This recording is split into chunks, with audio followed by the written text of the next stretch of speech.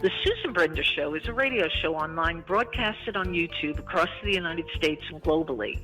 The show features guests who speak about health, spirituality, entertainment, and a host of subjects to enlighten people across the nation. Listen to the show that empowers women and men alike and highlights those who have made a difference. I'm Susan Brender, and this is the Susan Brender Show. I'm very pleased to have Tony Purificato on the show. He's 77 years old. He's in health insurance for over 40 years, making sure low-income people have access to his business. He is a tent camper and has camped all over the East Coast and national parks. His inspiration is nature-based, and he writes spiritual, inspirational poems. He would like to read a couple right now. So Tony, give us one of your poems. Okay, let me give you the one that really started me out. To preface it, it's something that the first poem I wrote, my wife was still living, but this is the first one that I actually wrote, and it's a prayer. All right, and I'm going to read it to you now. Thank you, Lord, for all that I am and for all that I hope to be. Let my life be filled with love for everything I touch and see. Let the days go by with the joy that only you can bring. Set me free of my worldly cares and allow my heart to sing. It is through you, O Lord, from whence my goodness came. You sent me here with the intention to serve you was your aim. I do not think about the things that truly do not matter, for it is surely you, O Lord, who quiets this useless chatter. It is my desire in this life with you to be truly mated, with love exemplified by care for all you have created. When my time on earth is over, let my spirit finally soar. Surround me with transcendent love that lasts forevermore. Well, that is absolutely beautiful. And I'm wondering how you got the inspiration to write such a poem, because it's really, really special. It just came right through me, and I wrote it. When you say it came through you, what do you mean by that? Well, I started out with a blank mind and a blank page, and I sat there and started to write, started writing, and I kept writing, and then I stopped and I continued, and then I looked at it again, and I redid it and re-altered it until it came out just like that. Very hard for me to describe the process, Drew. I could believe that, because writing poems is not an easy thing. But here's the thing, Tony, you wrote this beautiful poem, and the question becomes, is it attributed to somebody that you know? No, I guess this is what I truly want, and so it came out that way. It's hard for me to say, because it didn't have any, I didn't have anything to base it on, if that's what you mean. Well, when I started. Well, as I said before, it's a very special thing. And for a novice like yourself, it is stunning. Now, let's talk about your beginning years. When did you start doing what you're doing, and why did you do it? Tell us about your early years. Well, how early do we go? As far back as you want. How's that? Okay. Well, I have a poem which I'd like to read after that, which started in the beginning. And so let me do that. And if I have your permission, I'd like to read the other one too. Certainly. Go ahead. Basically, I started out in New Haven, Connecticut. I had a very, very close family life, a lot of loving and caring grandparents who really shined.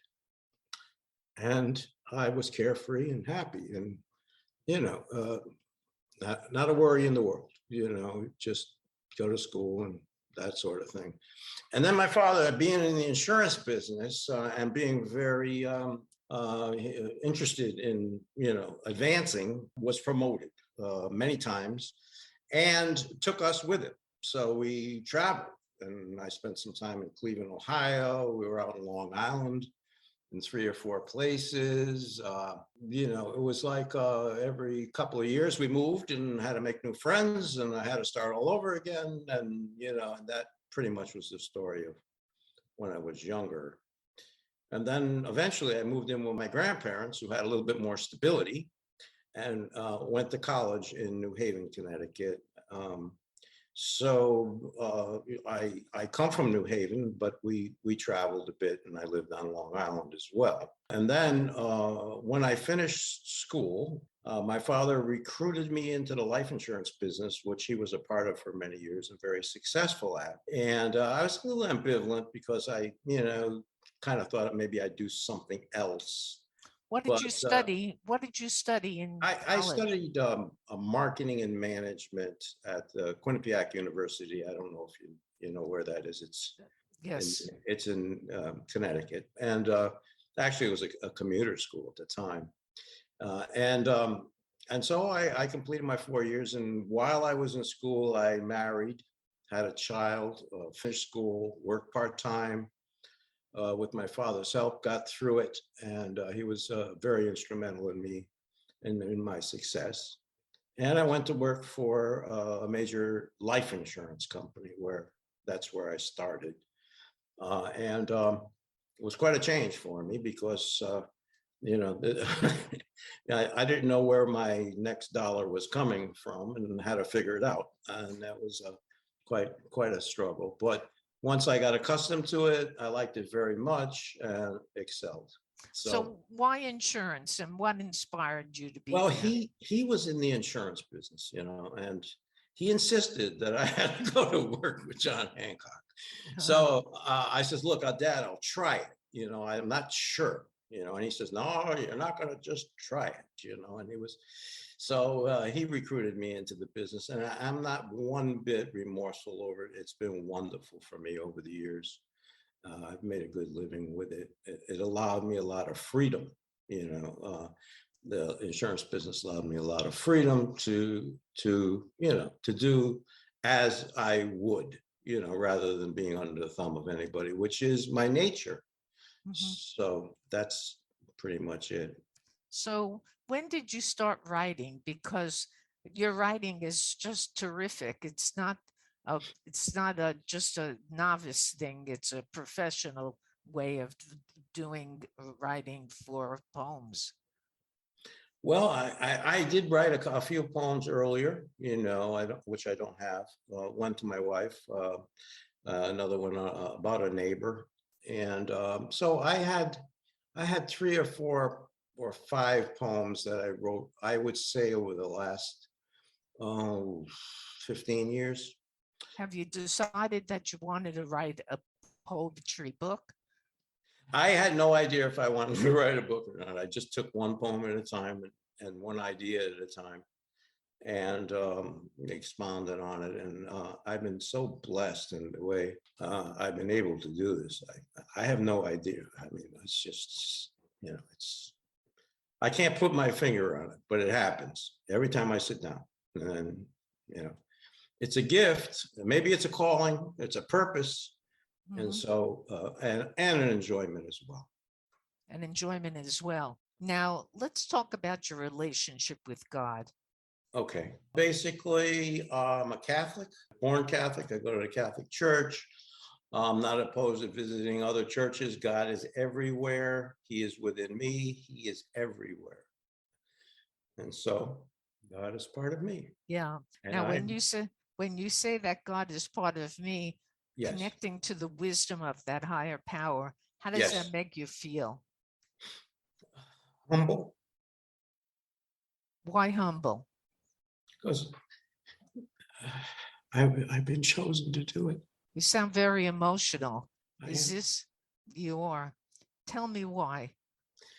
When I talk about these things, I get very emotional. But let's go back to your wife. What type of woman was she?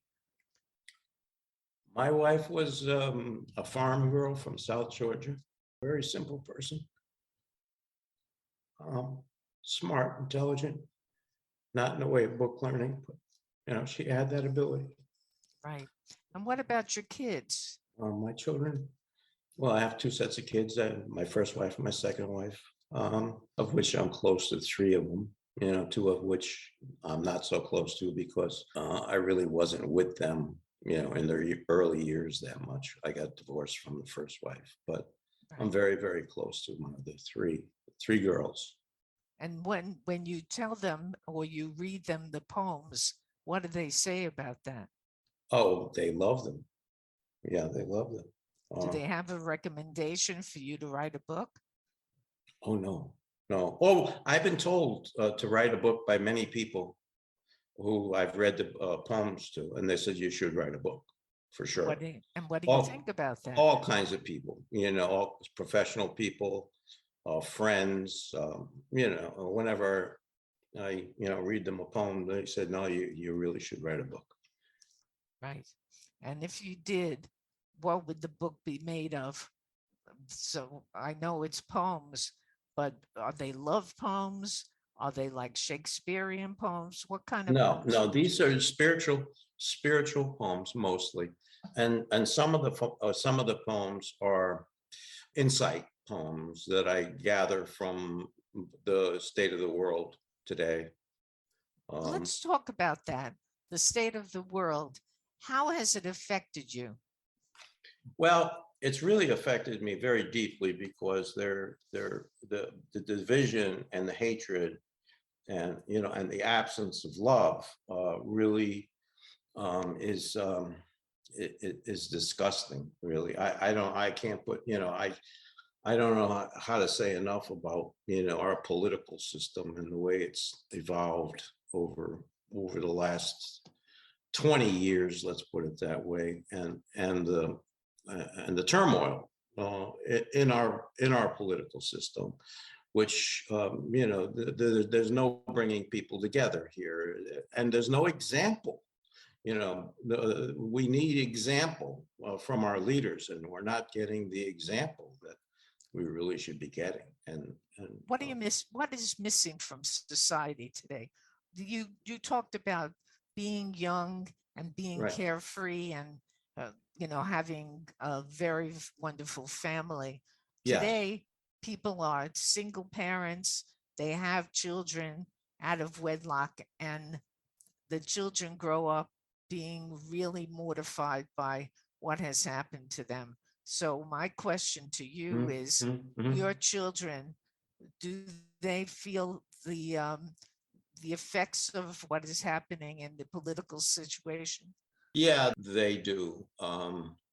They feel it. I don't get a lot of conversation about it, for whatever reason, and I don't try to provoke it either at that point because, if it's not a natural thing, and I don't like to infringe either because it's easy to upset somebody over a political situation, and a couple of my daughters, I dare not say the wrong thing because they'll coin me, Right. and because they're a younger generation, they'll just coin you, you're and that sort of thing. So I skirt around the issue, but they pretty much know where I stand, well, in terms of that. I don't want to, talk about your personal life, but no, that's fine, Susan. But my question to you is, do you think that Biden is doing a good job? I think Biden is by far the most humanitarian of all. However, there are some shortcomings, and there are some obvious flaws, in terms of his cognitive abilities. However, I think that he's a right person, a good person, and that's kind of important today. At least to have a good person. He's making a lot of decisions for the long run, which people don't understand. They're only concerned about their price of the gas and the cost of the food and whatever they're losing, but they don't look at the big picture. And unfortunately, that's, Biden is looking at the bigger picture, You and this really is, think so? yeah, I do. I really do. Especially with energy, especially with global warming, especially with the things that are going to make a difference in the long run, because there's a price to pay in the short run, for a good future. But what about the fact that the economy is in the tank and the immigration situation is not good at all? The So what? immigration situation is a big problem, and that should be addressed in a much better way. There's no question about that. Right. There are some things that should be done differently, and that's one of them. What did you do during the pandemic? Did you start to write poems? Because I that was did. I wrote it during the pandemic. I really didn't go out much. I stayed home. I spent a lot of time in the absence of my wife trying to keep busy and sane, because it wasn't easy. I didn't have anybody to communicate with in the house, which I was used to for 38 years. And then the pandemic came around. But I love people. And so, I made do and found new friends, and that's what I did during the Well, that's a pandemic. good thing, Yeah. because so many people during the pandemic were just they became depressed, and you sound like you weren't. And not only No, that, no, I didn't get depressed during the pandemic. Um, but I understand what you're saying. Absolutely. And what's happened is it's developed a mindset of its own. So these people who were that way are still not back to where they should be, you know. That's my feeling. And there's a lot of them whose mindset is, not the way it should be. However, who knows what's going to happen with this thing in the future. So it's hard to it's hard to look at people and say they're wrong, because you really don't know what the future. So that's true. keeping an open mind obviously is the key, and then feeling every day as it comes, and I guess that's the world we live in, the every day as it comes world. Right. Yeah. The situation with what's going on now is really traumatic for so many people. It is. And for you as well? No, not as much. Not as much. No. Okay. Now, Uh, you talk about a book. We discuss books. yes. Do you have a book coming out? Yeah. Kay's putting together a book for me now. I have let's see, almost 60 poems, 59 poems in it. What's the name of the book? We were arriving at that, and A Humble Man Listens. That's the name of the book. How'd you come up with that? Well, I got together with Kay, and I'm sort of a humble man, and I think humility has a lot to do with how things come to you, because you have to, how you carry yourself. So and I do listen. I'm a listener, and I listen to God, and God's within me. So let's go back to God for a minute. Yeah, let's. You became very emotional when we spoke about it. Yeah. And I understand, but tell me why. I don't know. It happens every time to me. Whenever I read my poems, some of them I cry almost. They bring me to a point where I just I don't know. It's a very strange things. That particular poem, the prayer poem, I don't even read. I have other people read, because it happens every time. And where did they read it? Well, at the Grief Share, I brought my poems to the Grief Share meeting. I thought it was very appropriate. And when my wife passed, I joined the Grief Share thing, which was very, very advantageous to me.